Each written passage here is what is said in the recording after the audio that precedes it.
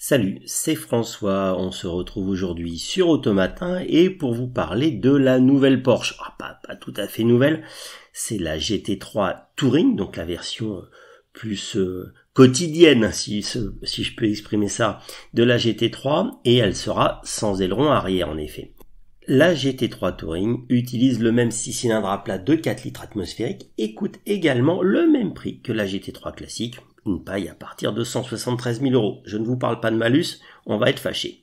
Donc un aileron à sortie automatique remplace l'aileron fixe, un peu cathédrale, de la GT3 standard et c'est à peu près tout, mais on va vous donner quand même le détail. Le pack Touring est donc équipé d'un avion arrière à déploiement là automatique, qui peut également être relevé et abaissé à partir d'un bouton qui est sur l'écran d'infodivertissement qui est à l'intérieur. Selon Porsche, le poids vide de la Touring reste le même que celui de la GT3 standard. Elles utilisent toutes les deux les nouvelles suspensions avant qui sont issues des 911 RSR de compétition et des amortisseurs adaptatifs. Les deux voitures sont propulsées par le 6 cylindres à plat, je l'ai dit, 4 litres Atmo qui fait 502 chevaux et qui prend près de 9000 tours minute en pointe.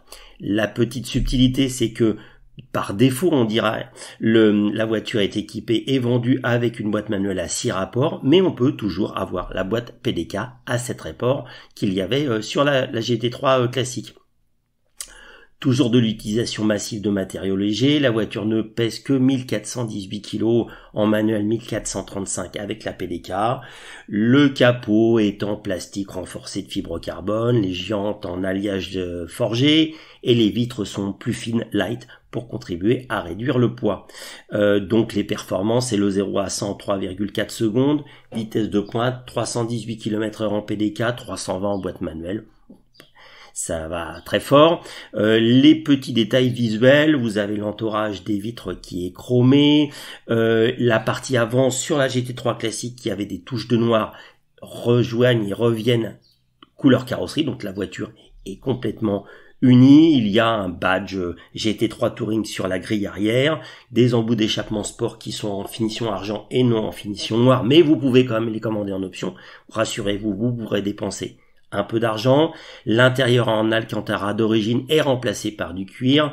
Et puis il y a une petite nouveauté, le chrono est un petit peu modifié et surtout on peut accéder avec une touche sur un écran spécifique où il n'y a l'affichage que de la pression des pneus, de l'huile, de la température d'huile, du liquide de refroidissement, du niveau de carburant. Bon, tout ça, c'est pour faire plaisir aux petits gars qui font des track days en série. Donc la voiture est très sympa. Je pense que ça se vendra très très vite. Et ça met un petit peu de ce côté sexy par rapport à la version Carrera classique, qui elle, pour moi, est un petit peu trop Audi. Mais parce que je suis méchant. Voilà. À bientôt sur Automatin.